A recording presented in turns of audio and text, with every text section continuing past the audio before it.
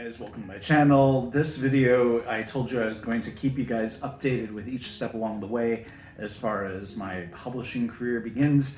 So this is the next big step. The video that I discussed before was having received the editorial letter from my agent. I think I probably talked about the fact that we also had an actual talk, like a Zoom call, going through the editorial letter. And just to refresh your memory, or in case you didn't see that video, the editorial letter from your literary agent is basically where your agent rereads your whole entire manuscript and takes copious notes, highlights things, changes things. But anyways, they take big picture notes, and then also as they're going through the manuscripts, they might highlight, like, kind of using this word a lot in quick succession or in general, or this particular phrase, or this part didn't make sense to me, let's discuss that, things like that. So anyways, then they compile a gigantic letter, a multi-page letter, and then you talk about it. And so the purpose of that is to figure out things like, you said this in chapter 2, but then in chapter 3, there's this thing that sounds like it contradicts it. And in some of those cases, my natural inclination is to go, oh, no, they don't contradict, here's why. But no, that's, if it confused her, it's going to confuse how many of her other readers. So no, then it is on me to take that confusion in hand and figure out how to make it less confusing, how to avoid any possible confusion. Even if it's painfully clear to me, it doesn't matter. It confused at least one person, so it's going to confuse others. So then I have to go in and like make it crystal clear, like hammer the reader over the head in some instances, or just remove one tiny word that might like set up some possible confusion not intended on my part, things like that. And also, there are things like, kind of use the phrase, there are two phrases that I did not realize I use a lot, and now I can't even remember what they are off the top of my head. I think, one of them is or something. In my own talking, I have a tendency to kind of deflate whatever it is I'm saying by just appending or something to the end of it. So like I might say like, you're being really angry or something. Well, no, I just mean that they're being really angry, but I add that or something as a way to kind of minimize it a little bit. And I do that in my writing too, and that's fine if it's the main character and I'm basing the main character on myself, but I can't have every single character in the book doing that. So you'd think I would just take it out for everybody except the main character, but no, I even took it out for the main character because the main character isn't literally me. So the main character doesn't have to have my same tics, right? Things like that. What is the other one? There's another phrase that I also always append at the end of, I can't remember, doesn't matter. Anyways, so there are things like that, tiny little things. Then there were some big picture changes that she had questions about. There are two events in the book, and frankly, I'm just gonna be straight up here. A lot of this book, a lot of all of my books, is very heavily based on actual events in my life. Now, they've been dramatically fictionalized, and things have been condensed, things have been pulled apart. Some characters are actually like 3 people shoved into one. Some characters are actually one person that's been pulled into 3 different people, things like that. But pretty much everything in my books, write what you know, right? So that's what I do. So her thing was like, it's a little repetitive to have event A and event B, which are exactly the same thing, happen, although event B is a little worse. Can we not just condense those into one unified event? And it's like, well, in real life, it wasn't just, or like that's part of the thing, is it wasn't just event A and B, there was also C and D, really. And really, I've already condensed, but I get it. As a book, you don't want to have the exact same thing happen multiple times, even if that is what it's like in real life. So I was like, oh, I just don't know how to do that. Or not that they both happen at the same time. Her suggestion was, can we replace event A with something else? The outcome is still the same. I'm trying to talk around this without giving any of the plot away, but basically there's a character that the main character is in an accidental relationship with, and a relationship he did not agree to, and that has happened to me in real life. And so then this accidental boyfriend does one really dramatic bad thing, and you'd think that would be enough to make the main character break up with him, but the main character drags his heels because he's conflict avoidant. So then another event occurs that is basically identical to the first one, but even worse, because now it's involving more the main character's finances, basically.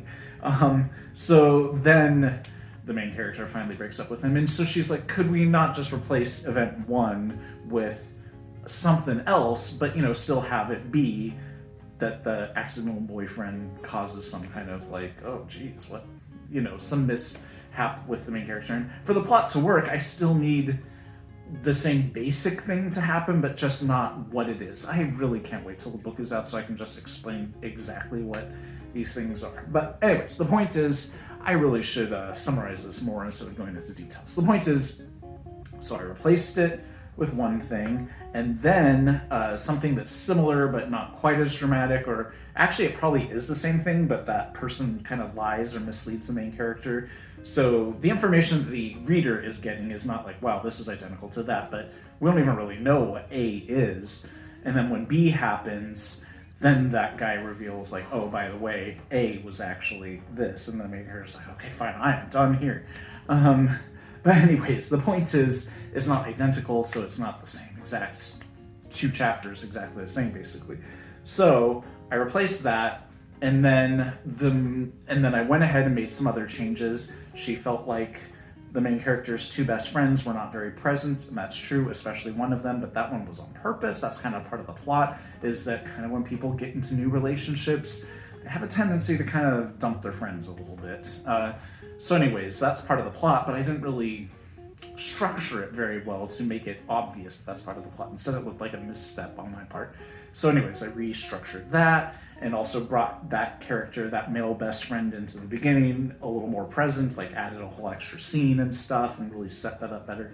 Things like that. And then had the other female friend be texting the main character much, much more. And also the mom character, there's this whole huge B plot or C plot about her. Well, really she's the A plot almost. But anyways, I had to really like bring her more presence and have her more intrusive.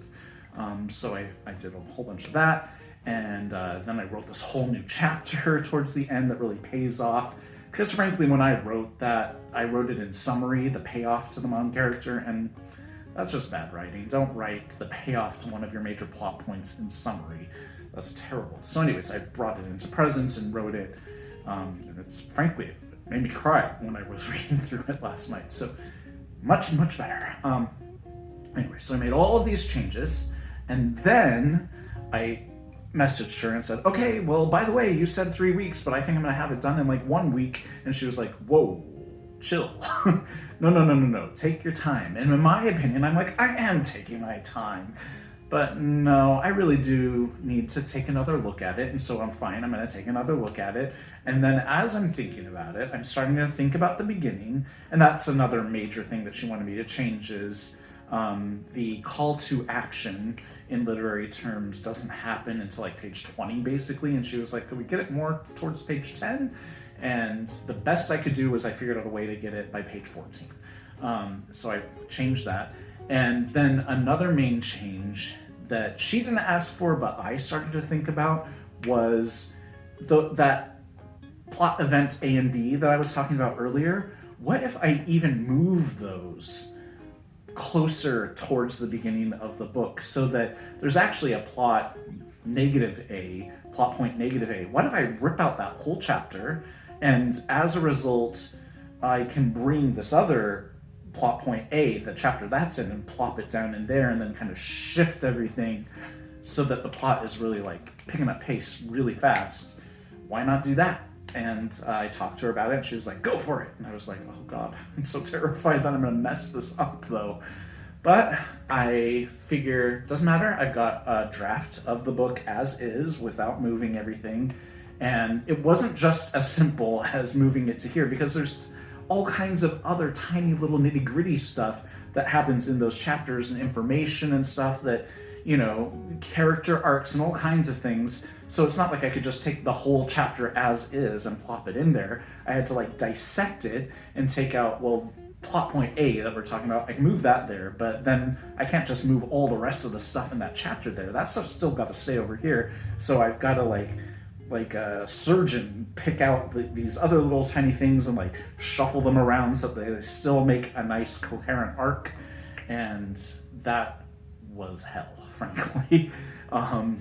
That's the whole middle section of the book. You know, you talk about plot structure in 3 acts, and that was the whole act 2, basically.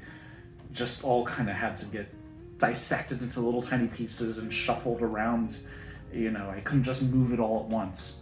So anyways, I was frankly worried that I completely screwed up the book as a result, but then I forced myself to go ahead and reread. After I did that yesterday, or no, a few days ago, I went ahead and reread the whole thing all over again just to make sure that everything flowed nicely. And it turns out, no, some things didn't. Some things were like a character's talking about like, oh, well, since X, Y, and Z, and it's like, no, they don't know about X, Y, and Z yet. X, Y, and Z don't happen until after here, so whoops, I didn't dissect and move that properly, so no, cut that out, figure out where the heck that actually goes, and move some other stuff back over in here, and patch things up, and write whole new sections. And, you know, the whole point of this was also to maybe shorten the word count a little bit. Instead, I accidentally expanded the word count by 6,000 words, so it went from 70,000 to 76,000, even though I completely took out almost an entire chapter.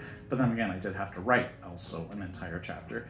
So anyway, I finished that last night, finished reading it all. It feels tidy and nice, and it's really like moving super fast, the plot is. And I thought I was going to screw it up by moving these things earlier, and that would make the middle section, the Act 2, kind of slow and boring. But no, actually somehow moving stuff out of Act 2, moving some of the major things out of Act 2 and putting them closer into Act 1 or towards the beginning of Act 2 actually makes all of Act 2 kind of whiz right on by. We will see what she thinks, because I sent it to her last night at like 10 p.m.